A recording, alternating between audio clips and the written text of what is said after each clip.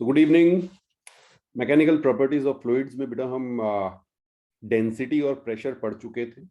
Pressure in a fluid हमने देखा था कि जब भी हम किसी फ्लूइड में डेप्थ पे जाएंगे तो प्रेशर इंक्रीज होता चलता था।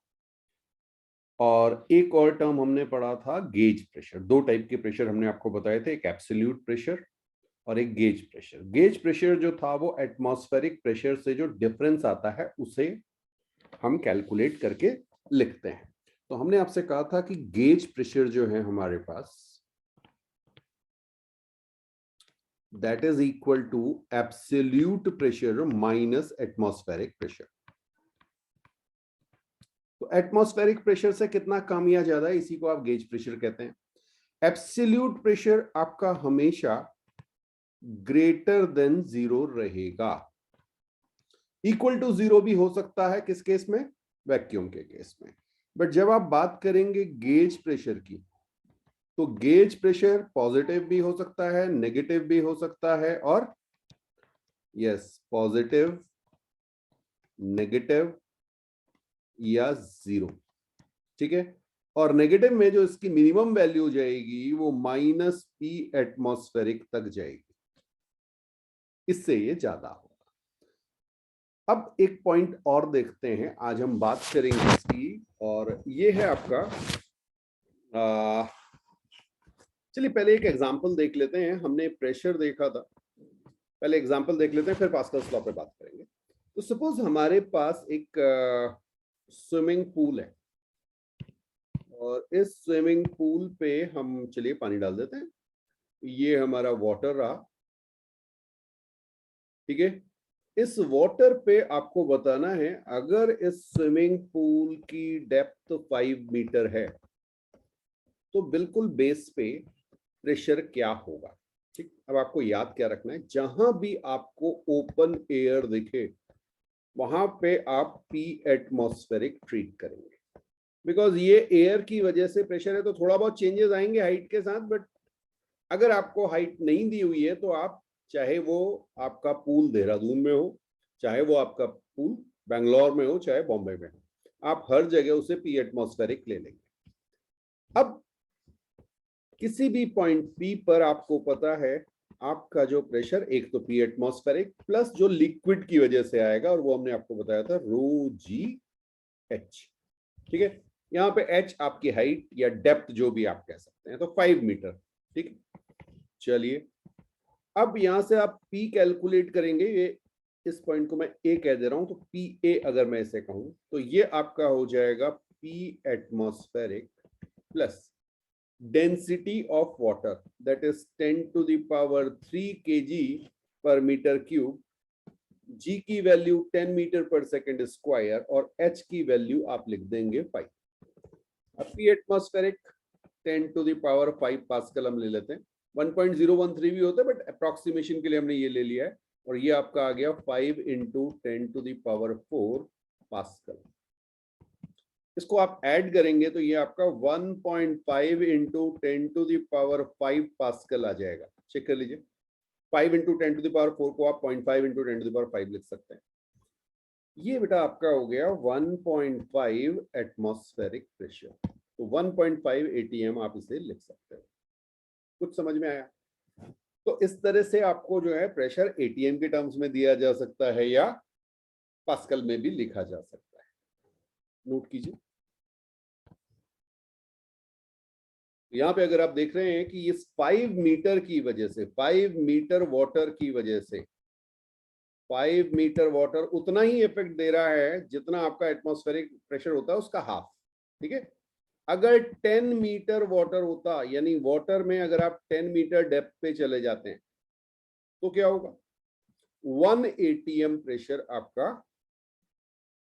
हाँ जी, ड्यू टू वाटर एडिशनल आ गया। एटमॉस्फेयर का जो था वो तो था ही, ये जो ρgh की वैल्यू है ये 10⁵ आ जाएगी अगर आप 10 मीटर डेप्थ पे चले गए। यहाँ पे अप्रोक्सीमेशन क्या है, मैंने G की वैल्यू 10 ली हुई है, और डेंसिटी आपकी 10⁻³ kg पर मीटर क्यूब वाटर की डेंसिटी। तो आप ये कह सकते हैं कि 10 metre water is equivalent to 1 atmospheric pressure। Fine, या इसे 10 मीटर या 10 मीटर का एक कॉलम कह सकते हैं आप, जो 1 atm प्रेशर प्रोड्यूस कर देता है। अच्छा, यहीं पे अगर आपको मरकरी दे दिया जाए तो आपकी हाइट में डिफरेंस आ जाएगा, तो रो मरकरी इंटू जी इंटू एच, इस तरह से भी आप कर सकते हैं। उसको आगे देखेंगे जब हम बात करेंगे बैरोमीटर।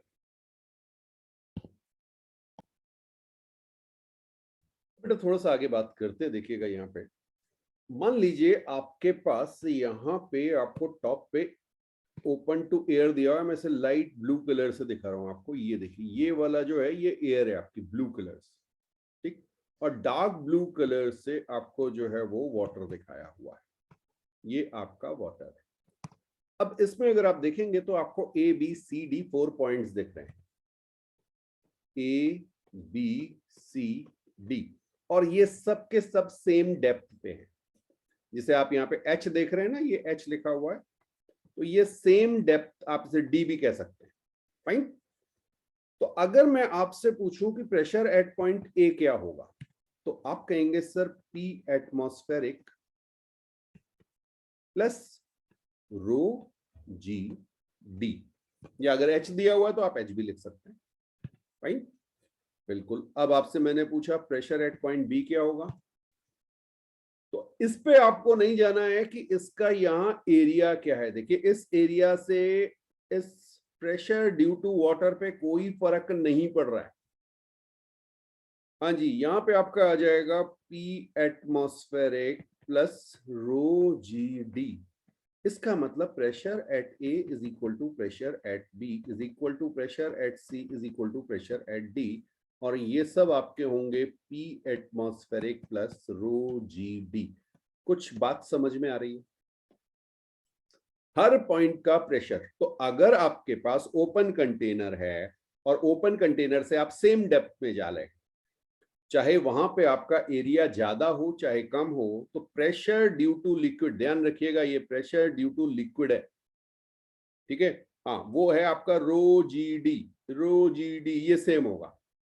अब क्योंकि सब पे एटमॉस्फेरिक प्रेशर भी सेम लग रहा था सारे पॉइंट्स पे, ए के ऊपर जो पॉइंट है, बी के ऊपर जो पॉइंट है, सी के ऊपर जो पॉइंट है, और डी के ऊपर जो पॉइंट है, इसका मतलब सेम डेप्थ पर अगर ओपन कंटेनर है तो उसमें प्रेशर एग्जैक्टली सेम होगा। फाइन, बिल्कुल। इसे बना भी लीजिए और इसे नोट भी कर लीजिए।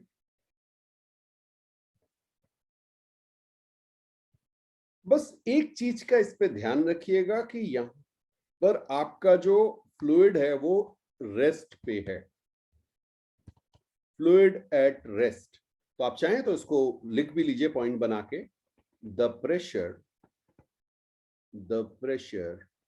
in a fluid, the pressure in a fluid at rest is same at all points if they are at same height or depth। ठीक है, तो कंडीशन क्या होनी चाहिए? रेस्ट। बोले सर एक्सेलरेट होगा या मूव कर रहा होगा तब क्या होगा? वो बातें अभी आगे करेंगे, उनको भी देखेंगे। बट नॉर्मली अगर आप देखें तो जो हम ये पूरा चैप्टर पढ़ेंगे ना, इसमें आपके पास फ्लूइड दो कंडीशन में आपको मिलेगा। एक तो आपको मिलेगा स्टैटिक और दूसरा आपको मिलेगा डायनेमिक। डायनेमिक मतलब जब ये मूव कर रहा है। स्टैटिक की अगर आप बात करें तो यहाँ पे आप पढ़ेंगे एक तो पास्कल्स लॉ। पास्कल्स लॉ में पढ़ना, एक होता है बेटा, ये आपने पहले भी पढ़ा हुआ, आर्किमिडीज प्रिंसिपल, ठीक है। और जब आप डायनेमिक की बात करेंगे तो डायनेमिक में आपके यहाँ पे जो आएगा वो आएगा बर्नौलीज प्रिंसिपल, और बर्नौली के एप्लीकेशन में आपका टॉरिसेली लॉ आ सकता है। Yes, Torricelli law. ये कुछ चीजें हम जब हमारा फ्लूइड मोशन में होगा, ठीक है, तो दो तरह की चीजें आपके पास होंगी। अब स्टैटिक में भी कई बार दो पार्ट आप देख सकते हैं। एक तो आपका कंटेनर, हाँ ध्यान रखिएगा बेटा, container and fluid both at rest, both at rest. और दूसरा है कंटेनर इन एक्सेलरेशन। ये अभी बताएंगे, जब क्वेश्चन देखेंगे तो आपको बड़ी क्लियरली समझ में आएगा कि आपका कंटेनर हो सकता है एक्सेलरेट कर रहा हो। Fluid is at rest with respect to container. ठीक है, पहले वाले केस में कंटेनर भी रेस्ट पे था। जो नॉर्मल केस अभी मैंने आपको दिखाया था, एक कंटेनर आपने लिया हुआ है और इसमें आपने वाटर लिया, ये आपने वाटर या फ्लूइड ले लिया है और ये रेस्ट पे, दोनों रेस्ट पे। ठीक, दूसरा केस समझने के लिए आपको बता दूं, तो मान लीजिए आपने इसे एक्सेलरेट किया तो ये कुछ इस ढंग से आ जाएगा। हाँ जी, तो इस केस में आपका जो ये कंटेनर है ये एक्सेलरेट हो रहा है, यस, और आपका फ्लूइड जो है ये रेस्ट में है in comparison to this container. ये हमें पढ़ना है, इस पूरे चैप्टर में हमें इन चीजों पे ध्यान देना। इसके अलावा और भी कुछ चीजें आएंगी, बहुत बड़ा चैप्टर है बेटा वैसे ही, लेकिन आपके यहाँ पे इसको लिमिटेड चीजों में हम जितना दिया हुआ है, जितनी चीजें आती हैं पूछी जाती हैं उसी को देखें। बाकी तो आप इंजीनियरिंग में जाएंगे तो पूरा एक कोर्स आपको मिलेगा उसको। हाँ जी, बिल्कुल इसे नोट कीजिए बेटा। एक क्वेश्चन आपको और मिलेगा, देखिएगा।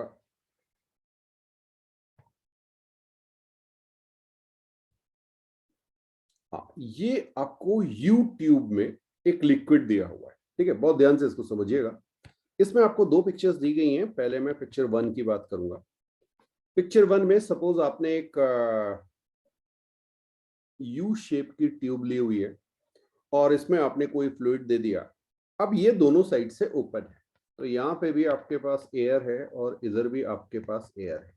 ठीक है, आप देख रहे हैं यहाँ पे आपके पास दोनों साइड से एटमॉस्फेरिक प्रेशर लगेगा, P atmospheric, P atmospheric, fine. और जैसे जैसे आप डेप्थ पे जाएंगे तो ए और पी आपको 2 पॉइंट दिखाए हुए हैं, ए एंड बी 2 पॉइंट दिखाए हुए हैं, ये दोनों सेम डेप्थ पे होंगे। देख रहे हैं आप, एक ही लाइन पे आ रहे हैं, ओके, सेम डेप्थ पे हैं, डी डी। इसका मतलब ए और बी दोनों का प्रेशर सेम होगा, फाइन। अब अगर मैं इस पॉइंट की बात करूं, बिल्कुल सेंटर पॉइंट पे, यहां पे आप एक मेम्ब्रेन एज्यूम कीजिए। इस पे प्रेशर की वजह से एक फोर्स इधर लग रहा होगा और एक फोर्स इधर लग रहा होगा, ठीक है। और ये दोनों फोर्स इस मेम्ब्रेन के लिए एग्जैक्टली सेम होंगे। वाटर की एक मेम्ब्रेन एज्यूम कीजिए जिसने 2 पार्ट को सेपरेट कर रखा है और ये दोनों फोर्स इक्वल होंगे। अगर ये दोनों फोर्स इक्वल होंगे तो ये आपका सिस्टम इक्विलिब्रियम पे होगा, क्लियर है। तो ना तो आपका ये जो लेवल है ये नीचे जाएगा ना ये ऊपर जाएगा, तो दोनों सेम हाइट पे होंगे।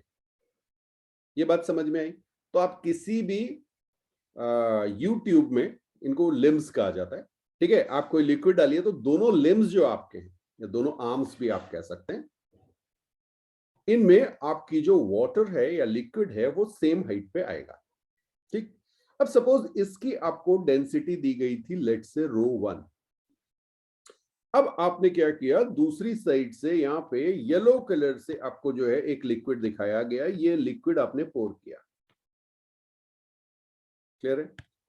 तो ऑब्वियसली जब ये लिक्विड यहाँ पे आ रहा है आपका, ये लिक्विड देखिए मैं आपको दिखा रहा हूं, तो क्या होगा, अब आपका जो फोर्स है, हाँ, वो ज्यादा हो जाएगा, या आप कह सकते हैं प्रेशर जो है वो ज्यादा हो जाएगा।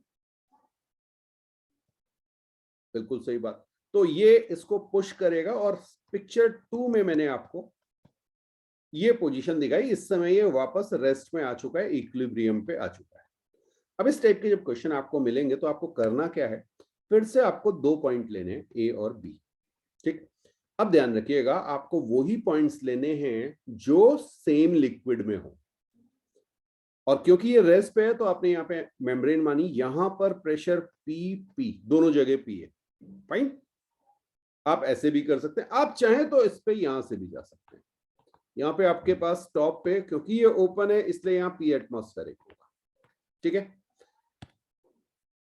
अब देखिएगा, आपको यहां से नीचे आना है बी पॉइंट तक और इधर एयर से ए पॉइंट तक आना है। तो जल्दी से आप मुझे बता दीजिए कि पी ए क्या होगा। पी ए, ओके, मैं आपको हाइट दे देता हूं। इस हाइट को हम कह रहे हैं h1 और इस हाइट को हम कह रहे हैं h2। आप HAHB भी कह सकते हैं, बिल्कुल। तो प्रेशर एट पॉइंट ए आपका हो जाएगा P atmospheric plus ρ1 G H1, ठीक है। अच्छा, अब ये जो येलो कलर का दिया, लेट से इसकी डेंसिटी कुछ अलग, ρ2 आपको दे दी गई। तो प्रेशर एट पॉइंट बी क्या हो गया? P atmospheric plus ρ2 GH2। ये बात समझ में आई? क्लियर है?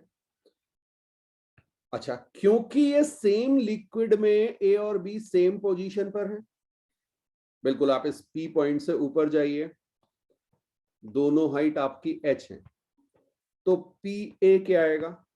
P minus rho g h, और पी बी क्या आएगा? P minus rho g h. तो अब मैं क्या कह सकता हूं? P A is equal to P B. ये मैंने आपको समझा दिया, लेकिन इसीलिए मैंने आपसे कहा था कि दोनों पॉइंट को आप क्या कीजिए, सेम लिक्विड में ले लीजिए। अब इसका मतलब क्या है ये भी समझ लीजिए। मान लीजिए मैं आपसे कहूं कि मैं 2 पॉइंट यहां पे ले रहा हूं, सेम हाइट पे है, सेम हाइट पे है, क्लियर है? एक पॉइंट मैंने सी लिया है, दूसरा पॉइंट मैंने डी लिया है, लेकिन अब अगर आप देखेंगे तो ये लिक्विड सेम नहीं है। एक ब्लू लिक्विड है, एक येलो लिक्विड है, यानी दोनों लिक्विड डिफरेंट है। अब ब्लू येलो से मतलब नहीं है, उनकी डेंसिटी डिफरेंट होनी चाहिए, ठीक। तो अब आप यहां पे क्या कहेंगे? P A is equal to P B, because दोनों सेम लिक्विड पर है। चलिए, तो अब यहां से आप रखिए P A T M plus ρ1 GH1 is equal to P A T M plus ρ2 GH2, और इसको आप याद भी कर सकते हैं, यहां से आपका PATM कैंसिल हो जाएगा, और जब PATM कैंसिल हो जाएगा तो उसके बाद G भी आपका कैंसिल हो जाएगा, तो आपकी इक्वेशन आएगी ρ1 H1 is equal to ρ2 H2। ये आपको याद हो जाए तो अच्छा है, अदरवाइज आप प्रेशर इक्वेट करके भी क्वेश्चन बड़ी इजीली सॉल्व कर सकते हैं। तो इस तरह के क्वेश्चंस आपको मिलेंगे जिसमें आप दो साइड से सेम पॉइंट पे पहुंचिए या सेम हाइट पे पहुंच जाइए और उस प्रेशर को इक्वेट कर दीजिए, क्योंकि वहां पे प्रेशर इक्वल आएगा। यस, ये एक्चुअल में एप्लीकेशन है पास्कल्स लॉ का। भी बात करते हैं पास्कल्स लॉ की, लिखा भी देते हैं आपको, बिल्कुल इसे नोट कीजिए। अब बेटा बात करेंगे पास्कल्स लॉ की।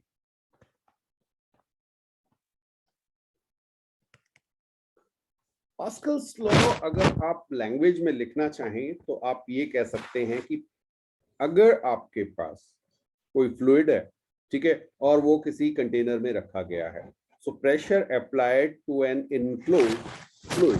चलिए मैं लिखाता हूं, लिखिएगा, pressure applied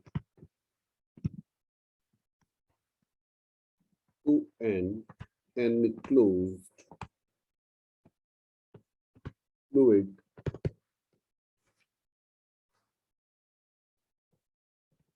is transmitted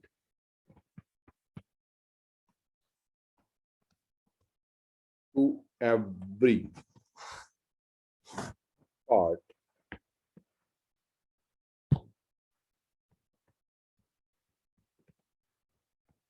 of the fluid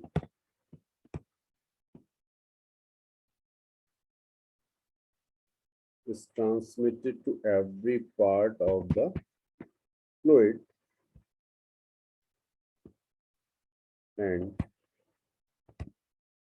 the walls of the container।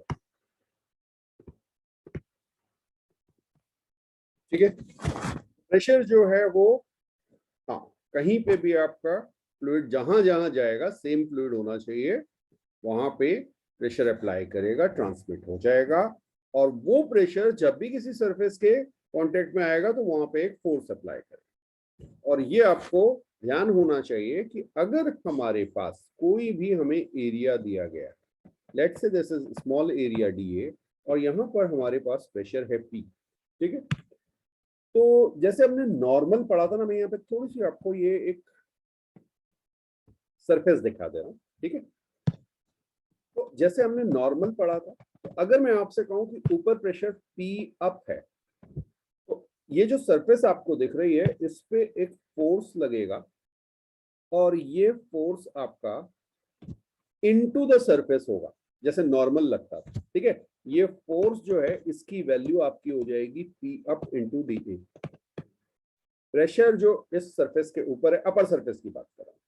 अब जरा थोड़ा सा समझिएगा, ऐसे ही इसके पास एक सरफेस नीचे भी तो होगी, लोअर सरफेस होगी इसकी। इस लोअर सरफेस पे यहाँ पे मान लीजिए आपके पास प्रेशर है पी डाउन, कितना होगा वो आगे बात करेंगे, पी डाउन। तो यहाँ पे एक फोर्स इस लोअर सरफेस से लगेगा, इसको हम एफ डाउन कह देते हैं, एफ फ्रॉम डाउन सरफेस, ठीक है। That is equal to P down into D. अब ये समझिएगा कि ये जो रेड वाली सरफेस पे आपका फोर्स लग रहा है, ये किधर लग रहा है, upward direction into the body, ठीक है। और अपर सरफेस पे किधर लग रहा है, डाउनवर्ड डायरेक्शन। ये बिल्कुल, अगर आप ऐसे कंटेनर एक ले लेंगे, तो इस कंटेनर पे तो यहां पे भी आपका फोर्स लगेगा। कैसे कैलकुलेट करना वो अभी बात करेंगे, ठीक है। हर जगह जो आपका फोर्स होगा, आप इसको ऐसे भी कह सकते हैं, DF is equal to P D A, DF is equal to P D A. DF क्यों लिया, बिकॉज जैसे जैसे आप डेप्थ पे जाएंगे आपका प्रेशर जो है वो चेंज हो रहा होगा। Pressure is a function of H, ठीक है। तो प्रेशर आपका वेरिएबल है, तो फोर्स भी आपका वेरिएबल होगा। तो इस जगह पे अगर आपका फोर्स F1 लग रहा है, तो यहाँ पे फोर्स F2, और आपको ये ध्यान होना चाहिए F2 is greater than F1 होगा। सेम एरिया की बात कर रहा हूँ बेटा, ध्यान रखना, ये डीए एरिया यहाँ भी लिया, डीए एरिया यहाँ भी लिया। अच्छा, थोड़ा सा और अच्छे से समझ लेते हैं इसको। देखिएगा, मान लीजिए मैं इस तरह से आपको एक वॉल दिखाऊं, हाँ जी, ये आपका एक कंटेनर है, क्यूबॉइड टाइप दिख गया आपको,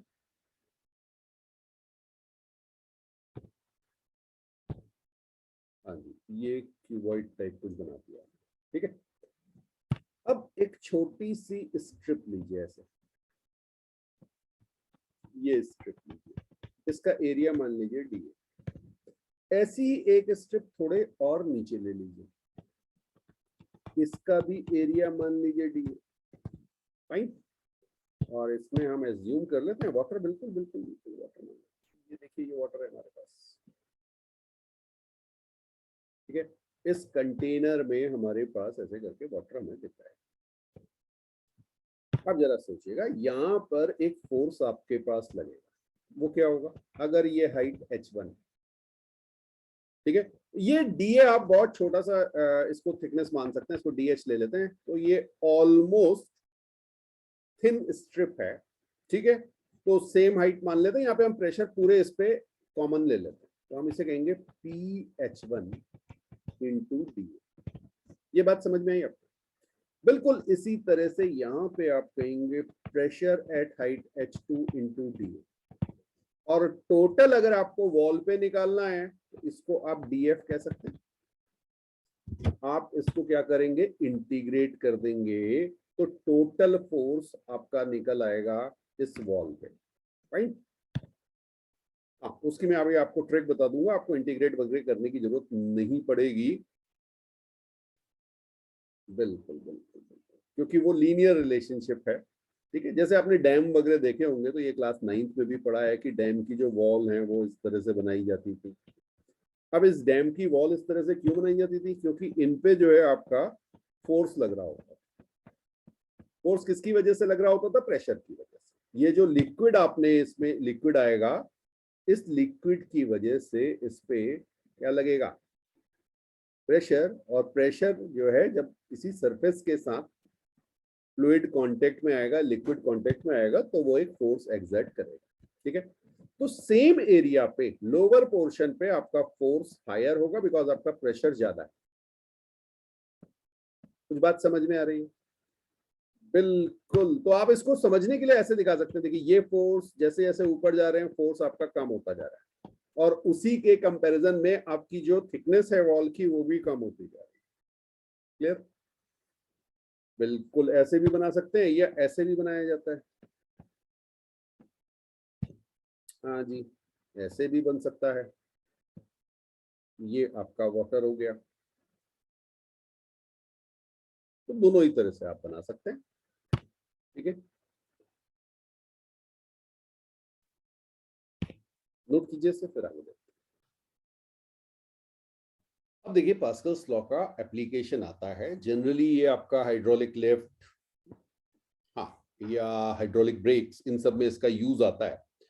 अब इसका एक बहुत सिंपल सा हम एग्जांपल ले रहे हैं। ये देखिए, ये आपको सेम हाइट पे दो पिस्टन दिखाए गए हैं, ठीक, और दोनों पिस्टन का एरिया, एक जगह स्मॉल एरिया लिखा हुआ है, एक जगह लार्ज एरिया। तो स्मॉल एरिया को हम A1 मान लेते हैं, और ये हमारे पास लार्ज एरिया है, इसे हम A2 मान लेते हैं। फाइन। अच्छा जी, अगर मैं आपसे कहूं कि फर्स्ट पॉइंट पर प्रेशर क्या होगा, यहां पर प्रेशर बता दीजिए। तो pressure is force per unit area. तो आप कहेंगे प्रेशर, इसको 1 पॉइंट कह लेते हैं, pressure 1 is equal to F1 by A1। और ये जो आपका सेकेंड पॉइंट आया है, pressure 2 is equal to F2 by A2, ये कह सकते हैं। बहुत बढ़िया। और क्योंकि ये सेम फ्लूइड में सेम हाइट पे है, इसलिए प्रेशर इक्वल होने चाहिए। P1 is equal to P2। तो देखिएगा यहां से आपके पास F1 by A1 is equal to F2 by A2, ये एक फॉर्मूला आ गया। और इससे आप देख सकते हैं F2 is equal to F1 into A2 by A1। Simple pressure equate करने वाली ही चीज है और कुछ नहीं है। ठीक, ये बात समझ में आ गई होगी। तो यहां पर आपने प्रेशर को इक्वेट किया और आपने देखा because A2 is much much greater than A1। अभी तो मैं ग्रेटर साइन दिखा दिया मैंने आपको, बट आपको मैंने दिखा ही रखा कि बहुत ज्यादा है। ठीक है, मान लीजिए 100 टाइम्स है, तो आपका F2 भी F1 से बड़ा हो जाएगा। जहां एरिया ज्यादा वहां फोर्स भी ज्यादा, क्योंकि प्रेशर तो सेम है। क्लियर? तो बिल्कुल आप इसे कहते हैं फोर्स मल्टीप्लायर। फोर्स मल्टीप्लायर, क्योंकि आप फोर्स को मल्टीप्लाई कर दे रहे हैं कितने टाइम्स, जो आपके एरिया का रेशियो है A2 बाय A1 टाइम्स। अगर वो 100 टाइम्स है तो आपका फोर्स 100 टाइम्स मल्टीप्लाई हो जाएगा। अब ये कहां पे यूज में आता है? जैसे यहां पे मान लीजिए आपने एक कार रख दी, लेट्स से कार आपकी जो है वो 500 kg की है। फाइन। तो फोर्स आपका 500 G आपको चाहिएगा इसको लिफ्ट करने के लिए। बट आपका अगर एरिया जो है वो 100 टाइम्स है A2 by A1, A2 by A1 100 times है, तो आपको केवल 5 kg फोर्स यहां पे अप्लाई करना है और आपकी 500 kg की ये जो कार है ये बड़ी इजीली लिफ्ट हो जाएगी। कुछ बात समझ में आई? अच्छा, क्वेश्चन में आपको ऐसा भी मिल सकता है कि आपका पिस्टन इस पोजीशन पर है,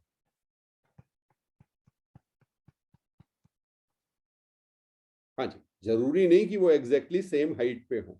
तो अब आप क्या करेंगे, आप यहां पर P1, इधर P2 निकालेंगे। ठीक है, और इन दोनों पॉइंट्स को यहां से आप आएंगे, मान लीजिए ये हाइट आपको H1 दी गई है, तो आप प्रेशर निकालेंगे P1 plus rho g H1, और इसको आप P2 के इक्वल रख देंगे। ठीक है, बाकी फोर्स बिल्कुल उसी तरह से आपने इक्वेट करने हैं। देखिए मैं आपको दिखा भी दूं, आप कहेंगे P1 plus rho g H1 is equal to P2। P1 की जगह क्या रखेंगे, F1 by A1 plus rho g H1 is equal to F2 by A2।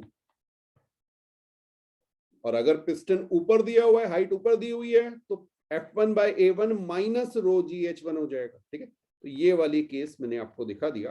तो थोड़े बहुत ये क्लास 9th में आई थिंक किए थे।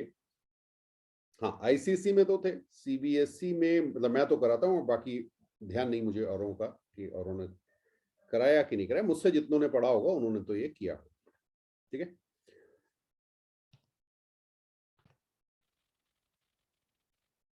बेटा इसी का एक एप्लीकेशन और आता है और वो है आपका बैरोमीटर।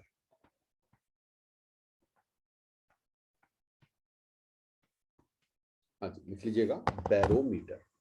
तो बैरोमीटर एक ऐसी डिवाइस है जो जनरली आपका एटमॉस्फेरिक प्रेशर मेजर करने के काम में आता है और बहुत ही सिंपल कॉन्सेप्ट इसका है।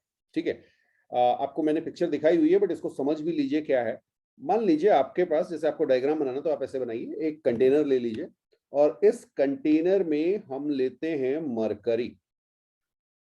ये मैंने आपको मरकरी दिखा दिया, इसको आप फिल कर दीजिए। ठीक है, और अब आप एक ट्यूब लीजिए, ये आपकी 1 मीटर के आसपास की ट्यूब ले सकते हैं आप। ठीक है, और इस ट्यूब में आप पूरा का पूरा कंप्लीटली इसे फिल कर दीजिए मरकरी से और अपने थंब से इसको प्रेस कर दीजिए लाइक दिस। ठीक है, हाँ बिल्कुल टाइटली आपको इसको प्रेस करना है और इसको इन्वर्ट कर देना है। देखें अगर ये इन्वर्ट हमारी हो जाए, अच्छा ये इन्वर्ट नहीं हो पा रही है, कोई बात नहीं, मैं यहाँ पे बना के दिखा देता हूँ आपको। आपको इसको मरकरी पे इस तरह से इन्वर्ट कर देना है। ठीक है, हाँ जी, अब होगा क्या समझिएगा, धीरे धीरे ये मरकरी जो है ये नीचे आने लगेगा। अब जब ये नीचे आएगा तो मैं थोड़ा सा बात की सिचुएशन आपको दिखा रहा हूं, ये कुछ इस तरह से बन जाएगा। फाइन, हाँ यहां पे आपके पास वैक्यूम होगा, ये आपके पास वैक्यूम है। फाइन, और वैक्यूम में मैंने आपको बताया था, देखिए यहाँ पे अब आप पिक्चर को देखिए, ये तो आपको डायग्राम मैंने बता दिया कि कैसे आपको ये डायग्राम बनेगा। तो अब आप पिक्चर को देख लीजिए, बस जो आपको पिक्चर दिख रही है यहाँ पे साइड में, बस अब हमें इसे देखना है, ये आपको समझ में आ गया कि कैसे हमने इसको किया है। ठीक है, यहाँ पे आपको वैक्यूम लिखा हुआ दिख रहा है, ये रहा वैक्यूम आपका, ग्लास ट्यूब है, मरकरी है और साथ में स्केल दिया हुआ है। तो आपको ये हाइट नोन है। ठीक, अब जरा समझिए हुआ क्या।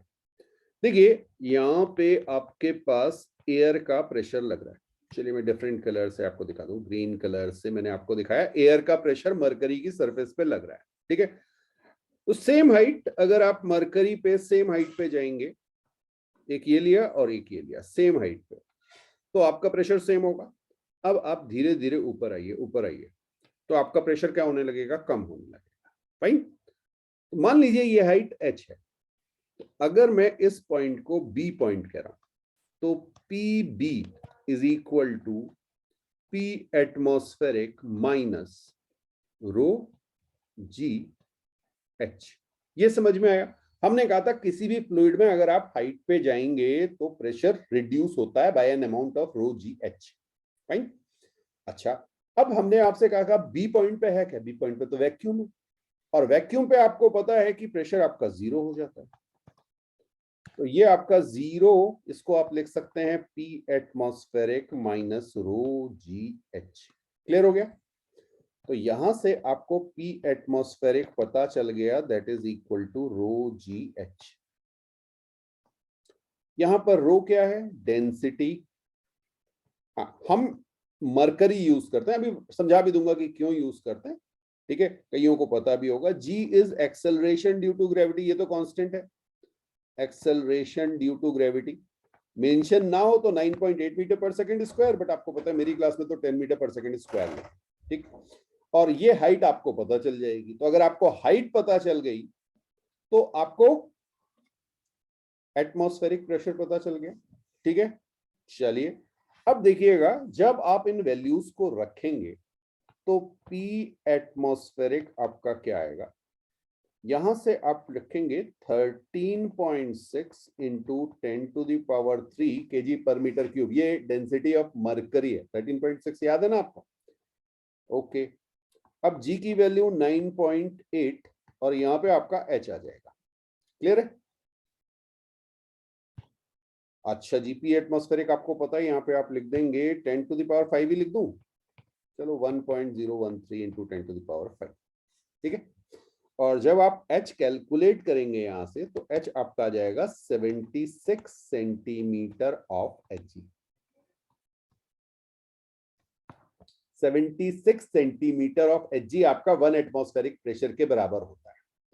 अभी अभी थोड़ी देर पहले हमने आपसे बात कही थी कि यार अगर वाटर होगा तो वाटर का कितना चाहिए था, 10 मीटर का कॉलम चाहिए था, 10 मीटर हाइट ऑफ वाटर, ये क्रिएट करती है 1 एटमॉस्फेरिक प्रेशर के बराबर। यहां पे केवल आपको 76 सेंटीमीटर हाइट ऑफ Hg चाहिए पड़ती है। तो दो रीजन है, एक तो है आपका बेटा Hg की डेंसिटी हाई है, density of mercury is high, ठीक है। सेकंड जो है, मर्करी आपके ग्लास ट्यूब पे स्टिक नहीं करता, मर्करी स्टिक नहीं करता, इसकी वजह से ये बड़ी इजीली ऊपर और नीचे जब जाएगा तो यहाँ पे कहीं चिपकेगा नहीं, और जब चिपकेगा नहीं तो आपको रीडिंग लेने में बहुत आसानी रहेगी। नहीं तो आपको वाटर में तो कई बार यही समझ नहीं आता कि वाटर का लेवल कौन सा लेना है, क्योंकि वो ऊपर चिपक गया होता है कहीं, तो कंफ्यूजन हो जाता है, ठीक है। तो मरकरी जो है वो ग्लास ट्यूब के साथ स्टिक नहीं करता, इसलिए आगे समझ में आएगा, सरफेस टेंशन जब पढ़ेंगे तब ये चीज क्लियर होगी आपको, एंगल ऑफ कांटेक्ट पढ़ेंगे। और दूसरा बेटा, जो आपकी सरफेस होती है मरकरी की, वो कुछ इस तरह से बनेगी, वाटर की सरफेस ग्लास पे ऐसे बनती है, तो इसकी रीडिंग लेना थोड़ा सा आसान होता है, और मरकरी जो है वो शाइन करता है, ठीक है ना, ट्रांसपेरेंट वाली चीज नहीं है। तो मरकरी को रीड करना ग्लास ट्यूब में, उसकी जो आपको हाइट मेजर करनी है वो थोड़ी सी इजी हो जाती है। जैसे अभी आपको दिख रहा है ना, ये ग्रे कलर से सेपरेट किया हुआ, इसको मैं व्हाइट कर देता तो आपको क्या समझ में आता, तो अगर ये ट्रांसपेरेंट होता तो आपको पता ही नहीं चलता कि इसकी हाइट कितनी है। तो ये दो तीन रीजंस हैं जिसकी वजह से आप बैरोमीटर में बिल्कुल आप यूज करते हैं मरकरी को, ठीक है। और ये ध्यान रखना है कि 76 सेंटीमीटर ऑफ Hg। अब होगा क्या, आपको कई बार प्रेशर जो है, ये हमने केमिस्ट्री में भी आपको बताया हुआ है, तो कई बार आपको प्रेशर दिया होगा, pressure in terms of height of liquid, height of liquid. तो प्रेशर को आप हमेशा रो जी एच, रो लिक्विड जी इंटू एच लिक्विड ऐसे कर देंगे, तो ये आपका प्रेशर आ जाएगा, प्रेशर ड्यू टू लिक्विड कर दें इसको, प्रेशर ड्यू टू लिक्विड, ठीक है। तो बिल्कुल इसे नोट कीजिए, और इंपॉर्टेंट है, बैरोमीटर पे सीधे सीधे क्वेश्चंस आपको मिल जाते हैं। अब बेटा एक क्वेश्चन आपको बिल्कुल देखिए इस पे मिलता है, मान लीजिए बैरोमीटर में आपको जो अपनी जो ट्यूब है वो बिल्कुल वर्टिकल रखनी होती है, और हाइट आपको कैपिटल एस दिखाई गई है। अब मान लीजिए आपने गलती से किसी एंगल पे उसको टर्न कर दिया, ठीक, तो आप यहाँ पे देख रहे हैं, अभी भी बेटा आपकी जो ये हाइट है, ये हाइट सेम होगी, ये वाली नहीं है, ये कुछ डिफरेंट हो जाएगी, ये तो एल लेंथ हो जाएगी जिसमें, और ये एल लेंथ आपको पता है हाइट से ज्यादा है, तो वो डिपेंड करेगा आपको एंगल कौन सा दिया है। मान लीजिए ऐसे एंगल एल और एंगल थीटा दिया हुआ है, तो आप यहां से l sine theta is equal to h ये लिख सकते हैं, ठीक। इस पे बेस्ड क्वेश्चंस आपको मिल जाएंगे। तो थोड़ा सा आप ध्यान रखिएगा कि जब भी आपको एंगल ट्यूब मिले, तो उन एंगल ट्यूब में आपकी हाइट जो है वो सेम होनी चाहिए, क्योंकि यहां पर वैक्यूम है, ठीक है। इस पॉइंट पर पी एटमॉस्फेरिक, और ये जो पॉइंट है ये P atmospheric minus rho g H, L नहीं, हाइट पे डिपेंड करेगा। और प्लीज ध्यान रखिएगा ये तभी है जब हमने इस सिस्टम को रेस्ट पे माना है, इस पे केवल एक्सेलरेशन ड्यू टू ग्रेविटी, इस पे only acceleration due to gravity लगा हुआ है, ये ध्यान रखें। तो हाइट आपकी बॉटम से एग्जैक्टली सेम आएगी। स्टेट क्वेश्चन है, हाँ बिल्कुल स्टेट क्वेश्चन, ये ऐसे ही मिल सकता है आपको। अब बेटा एक एग्जांपल और देखिएगा, यहां पर भी हमारा जो ये सिस्टम है ये रेस्ट पे अगर है, फाइन, तो सारे के सारे आप देख रहे हैं डिफरेंट डिफरेंट शेप की आपको ट्यूब्स दिखाई गई हैं, सब पे ऊपर एयर है। तो अगर एयर है तो ये जो सेम आपको डॉटेड लाइन दिख रही है, ये जो पॉइंट्स मैं आपको दिखा रहा हूं, मैं इनकी नेमिंग भी कर दूं, A dash, B dash, C dash, D dash and E dash. Okay, इन सब जगह प्रेशर कितना होगा, पी एटमॉस्फेरिक। क्यों? बिकॉज सबके सब ऊपर एटमॉस्फेयर के कांटेक्ट में है, एयर के कांटेक्ट में, तो जहां भी एयर आएगी वहां पे आपको क्या लेना है, पी एटमॉस्फेरिक। ठीक, अब आप नीचे आइए, तो आप कितना डाउन आए, एच डाउन आए। वर्टिकली डाउन आना, ये ध्यान रखिएगा, इन डायरेक्शन ऑफ एक्सेलरेशन आना है आपको। तो जिस डायरेक्शन में एक्सेलरेशन है, एक्सेलरेशन ड्यू टू ग्रेविटी, वो ये आ गया। क्लियर? अच्छा, अब फिर यहां पे भी आपको एच हाइट नीचे आना है, सी पे भी आपको एच हाइट नीचे आना है, डी पे भी आपको एच हाइट नीचे आना है, ई पे भी आपको एच हाइट नीचे आना है। तो हर जगह प्रेशर क्या होगा, pressure at A is equal to pressure at B is equal to pressure at C is equal to pressure at D is equal to pressure at E, और ये सब क्या हो जाएगा, P atmospheric plus rho g h. यहाँ पे H जो है ये हाइट होगी। तो सारी जगह हाइट आपकी सेम आएगी अगर आपका ये फ्लूइड या ये सिस्टम जो है ये रेस्ट पे है। तो इस तरह के क्वेश्चंस आपको मिलेंगे। देखिए पहला क्वेश्चन मैंने आपको जो दिखाया था उसमें मैंने ऊपर सेम रखा था वाटर, नीचे जाके ट्यूब्स बनाई थी। यहां पर नीचे डिफरेंट डिफरेंट, नीचे वाटर कॉलम कॉमन है और ऊपर डिफरेंट डिफरेंट हाइट की या डिफरेंट डिफरेंट शेप की आपको ट्यूब्स दिखाई गई हैं। तो सब में वाटर लेवल सेम आएगा और ये आपका एप्लीकेशन है पास्कल्स लॉ का। बेटा एक केस देखिएगा, यहां पर हमने एक कंटेनर लिया हुआ है, इसमें एक लिक्विड है जिसकी डेंसिटी हमने रो ली हुई है, इसकी हाइट h आपको दिखाई गई है। ठीक, अब आपको पता है ये ऊपर से ओपन है, तो यहाँ पर हम पी एटमॉस्फेरिक एज्यूम करेंगे इसके टॉप मोस्ट पॉइंट पर। फाइन, अब जैसे जैसे हम नीचे आएंगे तो इस पॉइंट की अगर मैं बात करूं, ये देखिए ये रेड कलर का जो पॉइंट दिखा है बिल्कुल बॉटम पे सरफेस से जस्ट ऊपर ये पॉइंट है। तो यहाँ पर अगर मैं आपसे कहूं कि प्रेशर कितना है, उसको मैं बी पॉइंट कह रहा हूं, प्रेशर एट बी, और ध्यान से इसको समझिएगा, तो आप कहेंगे P atmospheric plus rho g H, इसमें किसी को कोई डाउट नहीं है। लेकिन अगर मैं आपसे कहूं pressure at B due to liquid, ठीक है समझिएगा, ये जो आपको प्रेशर बताया गया ये एटमॉस्फेरिक प्रेशर भी है और लिक्विड की वजह से भी। अगर मैं पूछूं कि केवल लिक्विड की वजह से क्या है, तो वो है आपका रो जी एच, रो जी एच। ये बात समझ में आई? तो प्रेशर ड्यू टू लिक्विड जो है वो किस पे डिपेंड करता है, एक तो आपका डेंसिटी, एक आपका एक्सेलरेशन ड्यू टू ग्रेविटी, और दूसरा आपका हाइट अगर आपका जो फ्लूइड है वो रेस्ट पे। ठीक, अब देखिए एक और कुछ पार्ट आपको दिखाते हैं, इसी को माइनर सा मैं इसमें चेंज कर दूं। अब बेटा मैंने इसे एक्सेलरेट कर दिया विद एक्सेलरेशन ए, बहुत ध्यान से समझना, ए एक्सेलरेशन से इसको ऊपर एक्सेलरेट कर दिया है। ठीक है, अब ये रेस्ट पे नहीं है। तो आपको याद होगा हमने एक पढ़ा था स्यूडो फोर्स, ठीक है, नॉर्मल भी पढ़ा था इस केस में। तो जब आपकी कोई सिस्टम ऊपर की ओर जाता था तो आप स्यूडो फोर्स डाउनवर्ड डायरेक्शन में लगाते थे उस सिस्टम को रेस्ट पे लेने के लिए, तभी उस पे न्यूटन्स लॉ एप्लीकेबल होते थे। एक्सेलरेटेड सिस्टम पे न्यूटन्स लॉ एप्लीकेबल नहीं है।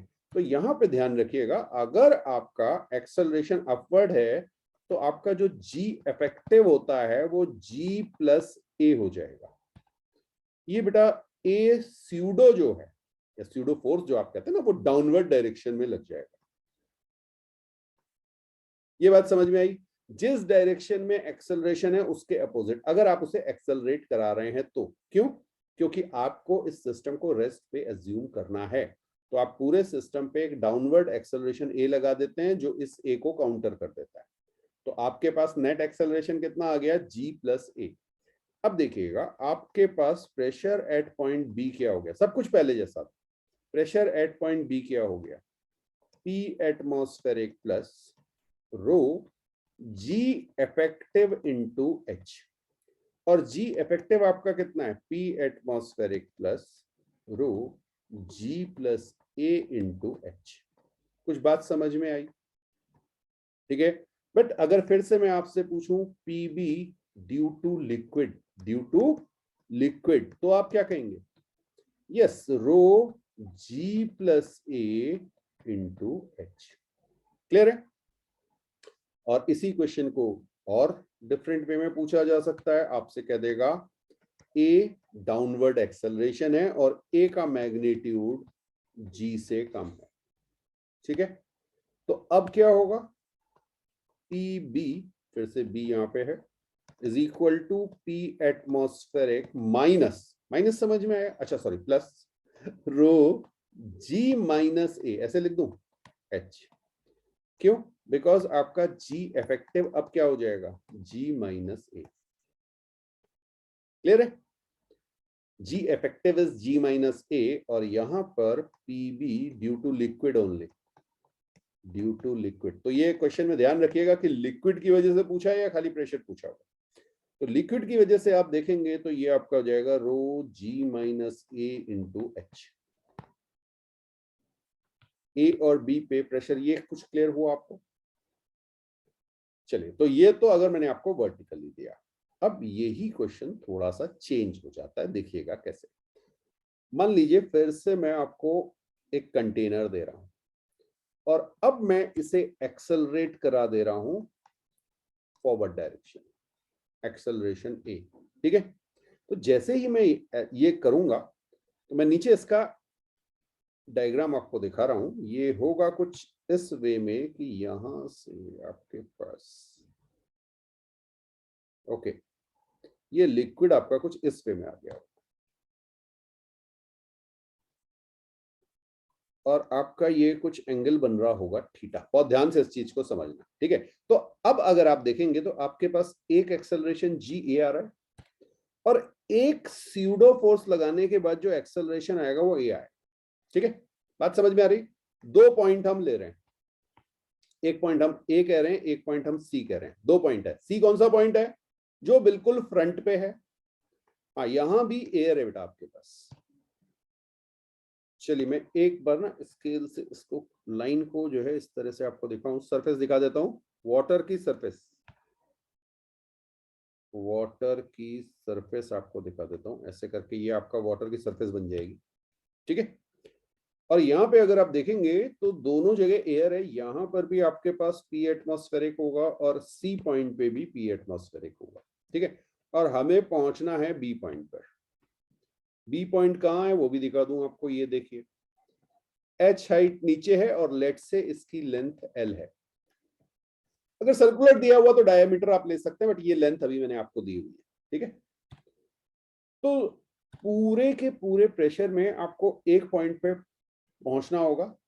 ए से आप बी पे आइए और प्रेशर कैलकुलेट कीजिए, सी से आप बी पे आइए, प्रेशर कैलकुलेट कीजिए, और दोनों जगह से एक ही पॉइंट पे पहुंचे हैं तो प्रेशर एट बी तो सेम रहेगा। तो पी बी ये है फ्रॉम ए और पी बी फ्रॉम सी, ये आपको कैलकुलेट करना। देखिए आप कर पाते हैं कि नहीं कर पाते?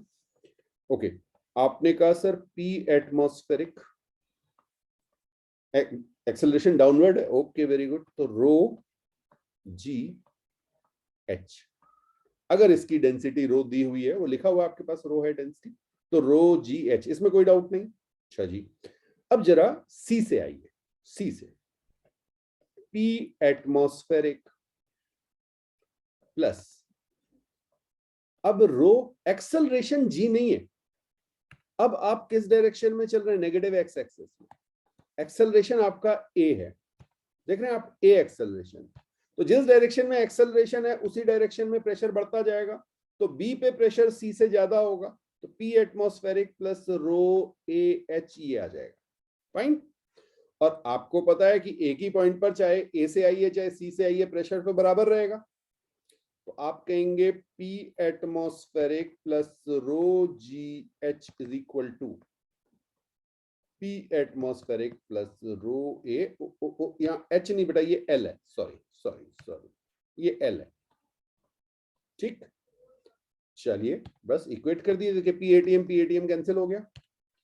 लिक्विड की वजह से आप इसको सोचिएगा, वाई एक्सिस पे जी एक्सेलरेशन था, वाई एक्सिस पे जी एक्सेलरेशन था, तो आपका प्रेशर आया रो जी एच।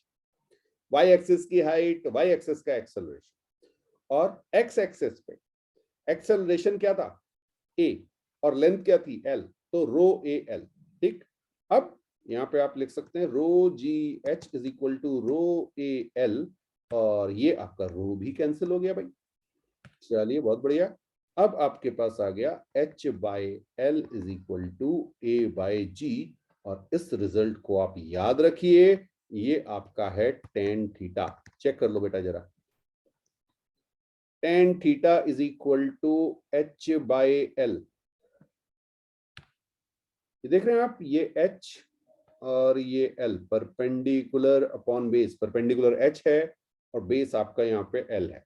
तो tan theta is equal to a by g, ये याद रखिएगा, ये एंगल बनता है। इस पे बढ़िया बढ़िया क्वेश्चन बन जाते हैं। ठीक है, बिल्कुल। आप चाहें तो और क्लैरिटी के लिए ऐसे ऐसा लिख सकते हैं, tan theta is equal to a x by g. A x क्या है, एक्स डायरेक्शन का एक्सेलरेशन। ठीक, बिल्कुल बिल्कुल, नोट कीजिए।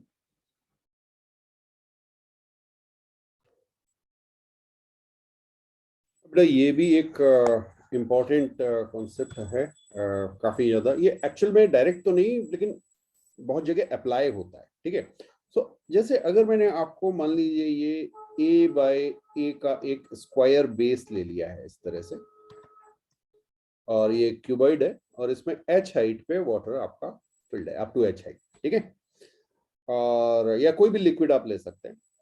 अब आपसे पूछा गया कि ये जो वॉल है, इस वॉल पे फोर्स कितना होगा, force on wall, force on wall due to fluid या लिक्विड, जो भी आप कहें। ठीक है, तो भाई आपको ये पता है कि टॉप मोस्ट पॉइंट पे पी एटमॉस्फेरिक है, ध्यान से समझना है इसको। बॉटम मोस्ट पॉइंट पे भी आपको प्रेशर पता है, P atmospheric plus rho g H है, अगर इसकी डेंसिटी रो आपको गिवन है तो। ठीक है, अब बेटा बिल्कुल इसके मिड पॉइंट पे अगर आप आएंगे, समझना बेटा, एच हाइट से बिल्कुल मिड पॉइंट पे, तो आप मुझे बता सकते हैं यहां पे प्रेशर क्या है, pressure mid point. Pressure mid point आपका हो जाएगा P atmospheric plus rho g h by two. ठीक है, सो जब आप कहेंगे प्रेशर ऑन द वॉल, अब बहुत ध्यान से इस बात को समझना कि होगा क्या। जरा इस वॉल को देखो, ये आपकी एक वॉल आई, इस पे एक प्रेशर इधर से है जो फोर्स एक्सर्ट करेगा, और एक प्रेशर इधर से है जो फोर्स एक्सर्ट करेगा। इसको पी इन कह रहा हूं, इसको पी आउट कह रहा हूं। आप में से कोई मुझे बताएगा पी आउट क्या होगा। बिल्कुल, पी आउट आपका हो जाएगा पी एटमॉस्फेरिक। क्लियर है, और पी इनसाइड क्या हो जाएगा, पी एटमॉस्फेरिक प्लस रो जी, अभी मिड पॉइंट की ले रहा हूं, एच बाई टू। ठीक है, मिड पॉइंट की बिल्कुल बात कर रहे हैं हम। तो अगर आप यहाँ पे देखें तो ये पी एटमॉस्फेरिक दोनों एक दूसरे को कैंसिल, अगर आप फोर्स के साथ मल्टीप्लाई भी करेंगे तो कैंसिल करते हैं। ठीक है, तो जब आप pressure on the wall, sorry एक मिनट मैंने यहाँ क्या लिख दिया, हाँ ये तो ठीक है, pressure of the wall, force on the wall निकालना, फोर्स ऑन द वॉल। तो ये फोर्स की जब आप बात करते हैं तो ये आपका नेट फोर्स होता है।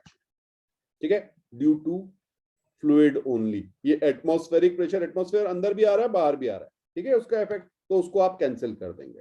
तो ये आपका क्या होगा, pressure mid point, pressure mid point multiplied by area of wall. Pressure mid point multiplied by area of wall, ये ध्यान रखना, ठीक है। तो अगर आप इसको देखेंगे तो ये कितना आएगा जरा देख लें। ये आपका आ जाएगा pressure mid point rho g h by 2, केवल लिक्विड वाला लेना है, into area of wall. Area of wall आपका आ जाएगा ए इंटू एच। कुछ बात समझ में आई? ये आपका फोर्स आएगा एफ नेट।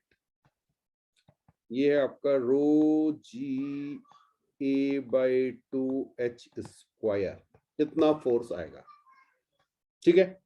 अच्छा, याद रखना आसान हो गया। मिड पॉइंट पे प्रेशर निकाला, मिड पॉइंट जो भी आपकी टोटल हाइट लिक्विड की है उसके मिड पॉइंट पे प्रेशर निकाला और उसको टोटल एरिया से मल्टीप्लाई कर दिया, ठीक।